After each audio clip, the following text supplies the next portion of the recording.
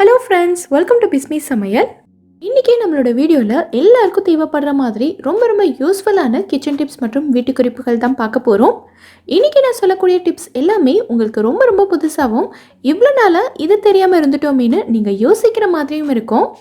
என்னென்ன டிப்ஸ்ன்னு பார்க்குறதுக்கு முன்னாடி நீங்கள் நம்மளோட வீடியோவை இப்போ தான் ஃபஸ்ட் டைம் பார்க்குறீங்கன்னா நம்மளோட பிஸ்மி சமையலுக்கு சப்ஸ்கிரைப் பண்ணுங்கள். நம்ம சேனலில் ஏற்கனவே கிச்சன் டிப்ஸ் மற்றும் வீட்டு குறிப்புகள் பற்றி நிறைய வீடியோஸ் போட்டிருக்கோம். அந்த வீடியோஸையும் நீங்கள் செக் பண்ணி பாருங்கள்.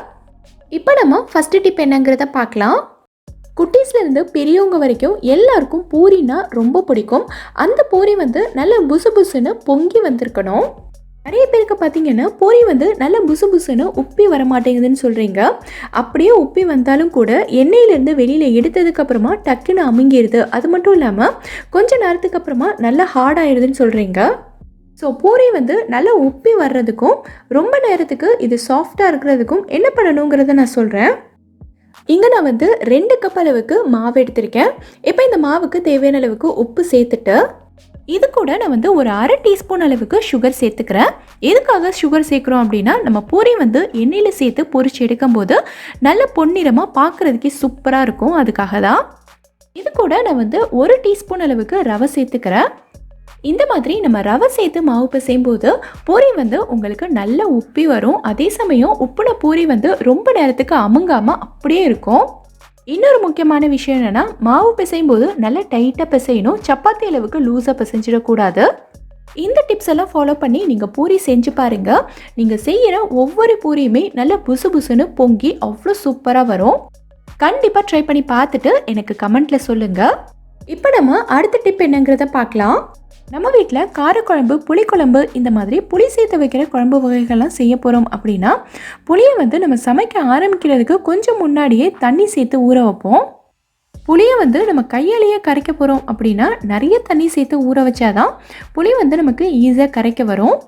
ஆனால் இப்போ நான் சொல்ல போகிற மெத்தடில் நீங்கள் இந்தளவு புளிக்கு கொஞ்சமாக தண்ணி ஊற்றினாலே போதும். புளிக்கரைசல் உங்களுக்கு நல்ல திக்காக ஒரு பியூரி மாதிரி கிடைக்கும். அது மட்டும் இல்லாமல் இதுக்கு நீங்கள் புளியை முன்னாடி ஊற வைக்கணுங்கிற அவசியம்லாம் கிடையாது. ஒரு 10 செகண்டில் உங்களுக்கு வேலை முடிஞ்சிடும். இந்த மாதிரி ஒரு சின்ன சைஸ் மிக்ஸி ஜாரை எடுத்துக்கோங்க. இதில் உங்களுக்கு தேவையான அளவுக்கு புளியை சேர்த்துட்டு கூடவே கொஞ்சமாக தண்ணி ஊற்றிக்கோங்க. இப்போ இதை நல்லா அடித்து எடுத்துடலாம். இதை பார்க்கும்போதே உங்களுக்கு தெரியும் புளி எல்லாமே எவ்வளோ சூப்பராக கரைஞ்சிருக்குன்னு. இப்போ இதை ஒரு வடிகட்டியில் சேர்த்து நம்ம வடிகட்டி எடுத்துடலாம். மிக்ஸி ஜாரில் சேர்க்கும் போது புளியில் இருக்க கொட்டை எல்லாத்தையும் எடுத்துட்டோமான்னு ஒரு தடவை செக் பண்ணிவிட்டு சேருங்க. இதை பார்க்கும்போதே உங்களுக்கு தெரியும்னு நினைக்கிறேன் எவ்வளோ சூப்பராக நல்ல திக்கான புளிக்கரைசல் கிடச்சிருக்குன்னு. சப்போஸ் நீங்கள் சமைக்கும் போது புளியை ஊற வைக்கிறதுக்கு மறந்துட்டீங்க அப்படின்னாலும் இந்த மாதிரி மிக்ஸி ஜாரில் சேர்த்து டக்குன்னு நீங்கள் புளிக்கரைசல் ரெடி பண்ணிக்கலாம். இது உங்களுக்கு ரொம்பவே யூஸ்ஃபுல்லாக இருந்திருக்கும்னு நினைக்கிறேன். இந்த டிப் பிடிச்சிருந்தா வீடியோவை லைக் பண்ணிவிட்டு நம்ம சேனலை சப்ஸ்கிரைப் பண்ணிக்கோங்க. இப்போ நம்ம அடுத்த டிப் என்னங்கிறத பார்க்கலாம். இந்த மாதிரி கொண்டக்கடலையெல்லாம் நம்ம சுண்டல் செய்கிறதுக்கோ இல்லை கிரேவி பண்ணுறதுக்கோ நம்ம வேக வச்சு எடுக்கணும்னா இதை அதுக்கு முன்னாடியே ஒரு 8 மணி நேரமாவது ஊற வச்சுருக்கணும். அப்போ தான் இந்த மாதிரி கொண்டக்கடலையெல்லாம் நமக்கு சீக்கிரமாக வெந்து வரும். சில சமயங்களில் நம்ம இதை ஊற வைக்கிறதுக்கே மறந்துட்டோம் அப்படின்னா ரொம்ப ஈஸியாக டக்குன்னு இதை எப்படி வேக வச்சு எடுக்கிறதுன்னு பார்க்கலாம். ஒரு ப்ரெஷர் குக்கரில் உங்களுக்கு தேவையான அளவுக்கு கொண்டக்கடலையை சேர்த்துட்டு இதை ஒரு 2 தடவை நல்லா கழுவி எடுத்துருங்க. கடலையை கழுவுனதுக்கு அப்புறமா இதில் நல்ல கொதிக்கிற தண்ணியை சேர்த்துக்கலாம். தண்ணி ரொம்ப சூடாக இருக்கணும். அதே சமயம் நீங்கள் எப்போவுமே கடலையை ஊற வைக்கிறதுக்கு எவ்வளோ தண்ணி சேர்ப்பீங்களோ அதை விட கொஞ்சம் அதிகமாக சேர்த்துக்கங்க. ஏன்னா இந்த தண்ணியோடே தான் நம்ம கடலையை வேக வைக்கவும் போகிறோம். ஸோ கடலை உங்களுக்கு நல்ல தண்ணி இழுக்கும். தண்ணி சேர்த்த உடனேவே டக்குன்னு குக்கரோட மூடியில் எப்பவும் போல் கேஸ்கெட் சேர்த்துட்டு குக்கரை மூடி அது மேலே வெயிட் சேர்த்துருங்க. இந்த குக்கரை நீங்கள் அடுப்பில் எல்லாம் வைக்க வேண்டியது இல்லை. இதை எடுத்து அப்படியே ஓரமாக வச்சு 1.5 மணி நேரத்துக்கு அப்படியே விட்டுருங்க. இந்த கடலைக்கு தேவையான அளவுக்கு உப்பும் சேர்த்துக்கிறேன். 1.5 மணி நேரத்துக்கு அப்புறமா இந்த குக்கரை திறந்து பார்த்தீங்கன்னா கடலை உங்களுக்கு ஊறி நல்லா பெருசாக வந்திருக்கும். இதை பார்க்கும்போதே உங்களுக்கு தெரியும்னு நினைக்கிறேன். கடலை நம்ம நார்மலாக 8 மணி நேரத்துக்கு ஊற வச்சா எப்படி இருக்குமோ அதே மாதிரி தான் இருக்குது. ஆனால் நம்ம 1.5 மணி நேரத்துக்கு தான் ஊற வச்சுருக்கோம். இந்த குக்கரில் நம்ம கேஸ்கெட் வெயிட் எல்லாம் சேர்த்துருக்கிறதுனால குக்கரில் இருக்க சூடு உங்களுக்கு சீக்கிரமாக வெளியில் போகாது. ஸோ கடலையும் உங்களுக்கு சீக்கிரமாக ஊறிடும். இப்போது அடுத்து நீங்கள் இதை எப்பயும் போல் வேக வச்சு எடுத்துக்கலாம். ஸோ இனி நீங்கள் கடலை ஊற வைக்க மறந்துட்டீங்க அப்படின்னா இதே மெத்தடில் கண்டிப்பாக ட்ரை பண்ணி பாருங்கள். ரொம்ப சூப்பராக சாஃப்டாக வெந்து வரும். இந்த டிப் உங்களுக்கு ரொம்பவே யூஸ்ஃபுல்லாக இருந்திருக்கும்னு நினைக்கிறேன். கண்டிப்பாக ட்ரை பண்ணி பாருங்கள். இப்போ நம்ம அடுத்த டிப் என்னங்கிறத பார்க்கலாம். நம்ம எல்லார் வீட்லேயுமே இந்த மாதிரி நிறைய கிளாஸ் பாட்டில்ஸ் இருக்கும். ஜாம் பாட்டில், ஊறுகாய் பாட்டில், இந்த மாதிரி பாட்டில்ஸ் எல்லாம் காலியானதுக்கப்புறமா நம்ம வேஸ்ட்டாக கீழே தூக்கி போடாமல் இதை நல்லா க்ளீன் பண்ணி எடுத்துட்டோன்னா வேறு ஏதாவது பொருட்கள் போட்டு வச்சு யூஸ் பண்ணிக்கலாம். இந்த பாட்டிலில் இருக்க ஸ்டிக்கரை நம்ம பிச்சு எடுத்துட்டோன்னா அடியில் இந்த மாதிரி பசை இருக்கும். இந்த பசையெல்லாம் பார்த்திங்கன்னா கை ஃபுல்லாகவே பிசு பிசுன்னு ஒட்ட ஆரம்பிச்சிடும். இதை நீங்கள் சுடு தண்ணியில் வச்சு எடுக்கலாம்னு நினச்சா கூட இது அவ்வளோ ஈஸியாக போகாது. நான் அதையும் ட்ரை பண்ணி பார்த்துட்டேன். ஏன்னா இது ரொம்ப ஸ்டப்பான பிடிச்சிருக்கு. லேசான பசை தான் உங்களுக்கு சுடு தண்ணியில் வச்சு எடுத்தால் போகும். ஆனால் இந்த பசையை எடுக்கிறதுக்கு இன்னும் ஒரு சூப்பரான ஈஸியான ஐடியா இருக்குது. உங்கள் வீட்டில் வேஸ்டான துணியெல்லாம் இருக்கும்ல, அதில் இந்த மாதிரி ஒரு சின்ன பீஸ் அளவுக்கு எடுத்துக்கோங்க. இந்த துணியில் நீங்கள் கொஞ்சமாக தேங்காய் எண்ணெய் எடுத்துகிட்டு ஃபஸ்ட்டு இந்த பசை ஃபுல்லாகவே லைட்டாக அப்ளை பண்ணி விட்டுருங்க. அடுத்து இந்த துணியை வச்சு இதை நல்லா தேய்ச்சி விடுங்க. இதுக்கு நீங்கள் தேங்காய் எண்ணெய் தான் எடுக்கணும். நம்ம எப்போவுமே சமையலுக்கு யூஸ் பண்ணுற எண்ணெயெல்லாம் எடுக்கவே கூடாது. ஏன்னா தேங்காய் எண்ணெய் தான் லைட்டாக இருக்கும். தேய்க்கும் போது நமக்கு ஈஸியாக கலண்டு வரும். குக்கிங் ஆயிலெலாம் எடுத்திங்கன்னா நல்லா ஒட்டிக்கும். அவ்வளோ ஈஸியாக உங்களுக்கு வராது. நான் தேய்க்கும் போதே உங்களுக்கு தெரியும்னு நினைக்கிறேன். பசை எல்லாமே ஈஸியாக கலண்டு வருது. தேங்காய் எண்ணெய் வச்சு நீங்கள் கொஞ்சம் அழுத்தி தேய்ச்சிங்கனாலே போதும், எல்லாமே ஈஸியாக கலண்டு வந்துடும். இந்த பாட்டிலை நான் ஃபஸ்ட்டு சுடு தண்ணியில் போட்டு தான் ட்ரை பண்ணி பார்த்தேன். எனக்கு மேலே இருக்க ஸ்டிக்கர் மட்டும்தான் பிரிக்க வந்துச்சு. உள்ளே இருக்க பசை சுத்தமாக போகவே இல்லை. லூஸான பசையாக இருந்ததுன்னா சுடு தண்ணியில் போட்டதும் டக்குன்னு வந்துடும். ஆனால் இது சுத்தமாக வரவே இல்லை. ஸோ அடுத்து இந்த மெத்தடில் நான் ட்ரை பண்ணிட்டு தான் உங்களுக்கு சொல்கிறேன். இந்த பாட்டிலை பார்க்கும்போதே உங்களுக்கு தெரிஞ்சிருக்கும்னு நினைக்கிறேன். எல்லாமே நீட்டாக போயிடுச்சு.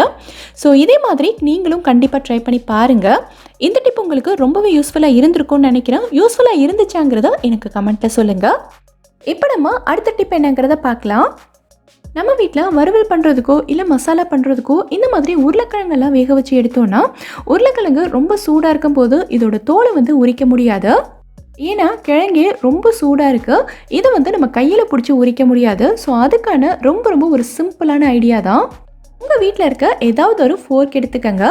இந்த ஃபோர்க்கை கிழங்கோட சென்டரில் குத்தி நீங்கள் இந்த மாதிரி கையில் ஈஸியாக தூக்கிக்கலாம். ஆனால் கொஞ்சம் கவனமாக இருக்கணும். ஏன்னா ஃபோர்க் கிழங்கோட பாதி அளவு வரைக்கும் தான் உள்ளே போகணும். ஃபுல்லாக போயிடுச்சு அப்படின்னா கிழங்கு உங்களுக்கு ரெண்டாக பிஞ்சிரும். ஸோ இப்போ இதோட தோல் எல்லாத்தையும் நம்ம ஈஸியாக உரிக்கலாம். கிழங்கு எவ்வளோ சூடாக இருந்தாலும் பரவாயில்ல, எந்த பக்கம் வேணாலும் நம்ம திருப்பி ஈஸியாக உரிச்சிக்கலாம். அதே மாதிரி இந்த கிழங்கை மசிக்கிறதுக்கும் நீங்கள் தனியாக வேறு எந்த பொருளும் எடுக்க வேண்டியது இல்லை. இப்போ நம்ம யூஸ் பண்ண இந்த ஃபோர்க் மட்டுமே உங்களுக்கு போதும். ஈஸியாக வேலை முடிஞ்சிடும். கிழங்கோட ஒரு சைடில் இருந்து நீங்கள் லைட்டாக அழுத்தி விட்டுக்கிட்டு வந்தாலே போதும். அவ்வளோ ஈஸியாக சூப்பராக மசிஞ்சிடும். இந்த கிழங்கு மசிக்கிறதுக்கு பொட்டேட்டோ ஸ்மாஷர், மற்ற சிலர் டம்ளர் கூட யூஸ் பண்ணுவாங்க. அது எதுவுமே தேவையில்லை. சின்னதாக இந்த ஒரு ஃபோர்க் இருந்தாலே போதும். ரொம்ப ஈஸியாக எந்த கட்டிகளும் இல்லாமல் அவ்வளோ சூப்பராக மசிச்சாச்சு. இந்த டிப் உங்களுக்கு ரொம்பவே யூஸ்ஃபுல்லாக இருந்திருக்கும்னு நினைக்கிறேன். கண்டிப்பாக ட்ரை பண்ணி பாருங்கள். இப்போ நம்ம அடுத்த டிப் என்னங்கிறத பார்க்கலாம். இப்போல்லாம் பார்த்தீங்கன்னா நல்ல வெயில் அடிக்க ஆரம்பிச்சிருச்சு. ஸோ அடிக்கிற வெயிலுக்கு குழந்தைங்க ஸ்கூல்லேருந்து வந்தாங்கன்னா கண்டிப்பாக ஏதாவது ஒரு ஜூஸ் கேட்பாங்க. இல்லை நீங்களே எங்கேயாவது வெளியில் போயிட்டு வரீங்க அப்படின்னாலும் வீட்டுக்கு வந்ததும் ஏதாவது ஒரு ஜூஸ் குடிக்கணும் போல் இருக்கும். ஆனால் இருக்கிற டயர்டில் பார்த்தீங்கன்னா ஜூஸ் போடுறதுக்கே ரொம்ப சோம்பேறித்தனமாக இருக்கும். ஸோ அந்த மாதிரி டைமில் நம்ம என்ன பண்ணலான்னா, நீங்கள் லெமன் கடையிலேருந்து வாங்கிட்டு வந்த உடனேவே கட் பண்ணி ஃபுல்லாக ஜூஸ் எடுத்து வச்சுருங்க. இந்த லெமனில் இருக்க கொட்டை எல்லாத்தையும் எடுத்துகிட்டு நீங்கள் பிழிஞ்சிக்கோங்க. இதை நீங்கள் அப்படியே ஒரு பாட்டிலில் ஊற்றி ஃப்ரிட்ஜில் வைக்கிறதா இருந்தாலும் ஓகே தான். இல்லை ஒரு ஐஸ் ட்ரேயில் ஊற்றி நீங்கள் ஃப்ரீசரில் வைக்கிறதா இருந்தாலும் ஓகே தான். எப்படி செஞ்சாலுமே ரொம்பவே யூஸ்ஃபுல் தான். நான் இன்றைக்கி இந்த மாதிரி ஐஸ் ட்ரேயில் தான் ஊற்றி வைக்கிறேன். ஏன்னா இதை நம்ம ஊற்றி ஃப்ரீஸ் பண்ணிட்டோன்னா எவ்வளோ நாள் ஆனாலும் சரி ஃப்ரெஷ்ஷாகவே இருக்கும். இதை ஒரு பாட்டிலில் ஊற்றி ஃப்ரிட்ஜில் தான் வைக்க போகிறீங்க அப்படின்னா அதை நீங்கள் ஒரு 7 நாள் வரைக்கும் யூஸ் பண்ணிக்கலாம். அதுக்கு மேலே யூஸ் பண்ண முடியாது. இதை ஃப்ரீசரில் வச்சு ஐஸ் க்யூபாக செட் பண்ணிட்டோன்னா கண்டிப்பாக ஒரு 2 மாதம் வரைக்கும் நம்ம யூஸ் பண்ணிக்கலாம். இந்த மாதிரி நம்ம முன்னாடியே செஞ்சு வச்சுட்டோன்னா வெளியில் போயிட்டு வந்ததும் நம்ம ஈஸியாக டக்குன்னு எடுத்து ஜூஸ் போடுறதுக்கு ரொம்ப ஈஸியாக இருக்கும். நமக்கும் ரொம்பவே ரெஃப்ரெஷ்மெண்ட்டாக இருக்கும். இந்த டிப்பை கண்டிப்பாக ட்ரை பண்ணி பாருங்கள். ஜூஸ் போடுறதுக்கு மட்டும் இல்லை, இதை நீங்கள் ஏதாவது லெமன் ரைஸ் செய்ய போகிறீங்க அப்படின்னாலும் இதை ரொம்ப ஈஸியாக டக்குன்னு எடுத்து யூஸ் பண்ணிக்கலாம். ரொம்பவே யூஸ்ஃபுல்லாக இருக்கும். கண்டிப்பாக ட்ரை பண்ணி பாருங்கள். இப்போ நம்ம அடுத்த டிப் என்னங்கிறத பார்க்கலாம். நம்ம எப்போவுமே பால் காய்ச்சும் போதோ டீ போடும்போதோ அடுப்பு பக்கத்துலேயே தான் நிற்கிற மாதிரி இருக்கும். நம்ம கொஞ்சம் மறந்துட்டு கிச்சன்லேருந்து வெளியில் போயிட்டா கூட பால் ஃபுல்லாகவே பொங்கி கீழே வலிஞ்சிரும். ஸோ இந்த மாதிரி ஆகாமல் இருக்கிறதுக்கு நம்ம ஒரு ஸ்பூனை பால்குள்ளேயோ டீக்குள்ளேயோ போட்டு வச்சிட்டோம் அப்படின்னா பால் நல்லா பொங்கி வரும். ஆனால் பாத்திரத்தை விட்டு கீழே வலியாது அப்படின்னு ஒரு வீடியோவில் சொல்லியிருந்தாங்க. ஸோ அதை வந்து நான் ட்ரை பண்ணி பார்க்கலான்னு நினச்சேன். இங்கே வந்து நான் டீ போட்டுட்ருக்கேன். இப்போ பார்த்தீங்கன்னா பால் வந்து நல்லா பொங்கி வருது. இதை வந்து கொஞ்சம் விட்டாலும் பாத்திரத்துலேருந்து கீழே வழிஞ்சிரும். ஸோ இந்த டைமில் நான் வந்து ஒரு சட்னி கரண்டியை உள்ளக்க போடுறேன். ஸ்பூனை உள்ளே போட்ட உடனேவே டீ வந்து டக்குன்னு உள்ளே போயிடுச்சு. ஆனால் மறுபடியும் ஒரு 4-5 செகண்ட்லேயே மேலே வர ஆரம்பிச்சிருச்சு. ஆனால் பாத்திரத்தை விட்டு வெளியில் வரவே இல்லை. பாத்திரத்தோட விளிம்பில் அப்படியே ஸ்டாப் ஆகிடுச்சு. விளிம்பை தாண்டி ஒரு சொட்டு கூட வெளியில் வரவே இல்லை. ஆனால் இந்த ஸ்பூன் நம்ம போடாமல் இருந்திருந்தா கண்டிப்பாக டீ எல்லாமே பொங்கி கீழே கொட்டியிருக்கோம்.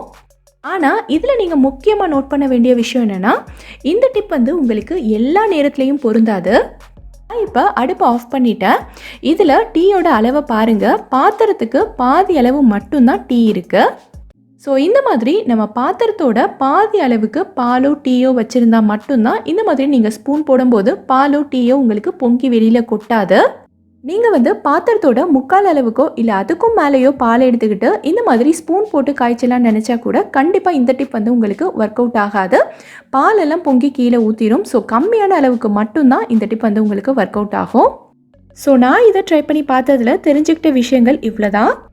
நம்ம வீட்டில் கருவேப்பிலையெல்லாம் வாங்கணுன்னா கருவேப்பிலை வந்து ரொம்ப நாளைக்கு கெட்டு போகாமல் நல்லா ஃப்ரெஷ்ஷாக இருக்கணுன்றதுக்காக இந்த மாதிரி ஒரு டப்பாவில் அடியில் டிஷ்யூ பேப்பர் போட்டுட்டு கருவேப்பிலை எல்லாத்தையும் உருவி இதில் போட்டு அப்படியே நம்ம தூக்கி ஃப்ரிட்ஜில் வச்சுருவோம். ஆனால் கருவேப்பிலையை காம்பு எல்லாத்தையும் மொத்தமாக உருவிட்டு நீங்கள் ஸ்டோர் பண்ணி வைக்கிறத விட இந்த மாதிரி பெரிய காம்பை மட்டும் எடுத்துகிட்டு இனிக்காக உடச்சி வச்சிங்கன்னா அதை விட ரொம்ப நாளைக்கு நமக்கு ஃப்ரெஷ்ஷாகவே இருக்கும். இந்த கருவேப்பிலையை நான் ஃப்ரிட்ஜில் ஸ்டோர் பண்ணி வச்சு கிட்டத்தட்ட 10 நாள் ஆகுது. இது பார்க்கும்போதே உங்களுக்கு தெரியும்னு நினைக்கிறேன் எவ்வளோ ஃப்ரெஷ்ஷாக இருக்குன்னு. இந்த மாதிரி நம்ம ஃப்ரிட்ஜில் ஸ்டோர் பண்ணி வைக்கிற கருவேப்பிலை கூட இன்னும் ஒரு 2 வாரத்தில் அழுக ஆரம்பிச்சிடும். ஆனால் இப்போ நான் காட்ட போகிற மெத்தடில் நீங்கள் ஸ்டோர் பண்ணிங்கன்னா எத்தனை மாதம் ஆனாலும் சரி கருவேப்பிலை வந்து கொஞ்சம் கூட வேஸ்ட் ஆகாது. எப்படிங்கிறத பார்க்கலாம். கருவேப்பிலை எல்லாத்தையும் காம்பில் இருந்து நல்லா உருவி கழுவுனதுக்கு அப்புறமா கிச்சன்லேயே ஒரு துணி விரித்து நான் வந்து காய வச்சு எடுத்திருக்கேன். இதை வந்து நம்ம வெயிலில் வச்சு காய வைக்கணுங்கிற அவசியம் கிடையாது. கிச்சன்லேயும் ஒரு ஓரமாக துணி விரிச்சிங்கன்னா ஒரு 5-6 நாளையில இந்த மாதிரி நல்லா சருகாக காஞ்சிரும். இதில் கொஞ்சம் கூட ஈரப்பதம் இருக்கவே கூடாது. நல்லா ஃபுல்லாக காஞ்சிருக்கணும். இப்போ இதை வந்து இந்த மாதிரி ஒரு கிளாஸ் பாட்டில்லையோ இல்லை ஒரு பிளாஸ்டிக் டப்பாலையோ போட்டு நீங்கள் ஸ்டோர் பண்ணி வச்சுக்கலாம். இந்த கருவேப்பிலை வந்து காஞ்சி தான் போயிருக்கே தவிர இதோட ஃப்ளேவர் கண்டிப்பாக மாறவே மாறாது. நீங்கள் சட்னிக்கோ இல்லை குழம்புக்கோ இதை யூஸ் பண்ணிங்கன்னா ஃப்ரெஷ்ஷான கருவேப்பிலை யூஸ் பண்ணும்போது எந்த அளவுக்கு வாசனை வருமோ அதே அளவுக்கு வாசனை கண்டிப்பாக இதுலேயும் வரும். இதை வந்து நீங்கள் ஃப்ரிட்ஜில் ஸ்டோர் பண்ணி வைக்கணுங்கிற அவசியம் இல்லை. நீங்கள் எப்பவும் போல் வெளியிலேயே உங்கள் கிச்சன் கவுண்டர் டாப்லேயே வச்சுக்கலாம். எத்தனை மாதம் ஆனாலும் சரி இதுலேருந்து ஒரு கருவேப்பிலை கூட உங்களுக்கு வேஸ்டே ஆகாது. ரொம்ப யூஸ்ஃபுல்லாக இருக்கும். கண்டிப்பாக ட்ரை பண்ணி பாருங்கள். இப்போ நம்ம அடுத்த டிப் என்னங்கிறத பார்க்கலாம். நம்ம வீட்டில் இந்த மாதிரி துருவுன சீஸ் எல்லாம் வாங்கணும்னா இது வந்து குட்டீஸ்க்கு பிஸா பண்ணி கொடுக்கறதுக்கு இல்லை சாண்ட்விச் செய்கிறதுக்கு இல்லை சப்பாத்தியில் ஸ்டஃப் பண்ணி கொடுக்கறதுக்கெல்லாம் ரொம்ப ரொம்ப நல்லாயிருக்கும். குட்டீஸ் எல்லாருக்கும் ரொம்ப ரொம்ப ஃபேவரட்னு சொல்லலாம்.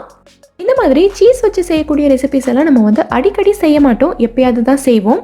ஸோ இந்த துருவின சீஸை நம்ம அப்படியே எடுத்து ஃப்ரீசரில் ஸ்டோர் பண்ணி வைக்கும்போது என்ன ஆகும்னா இது எல்லாமே ஒன்றோடு ஒன்று நல்லா ஒட்டிக்கிட்டு ஃபுல்லாக இறுகி போயிடும்.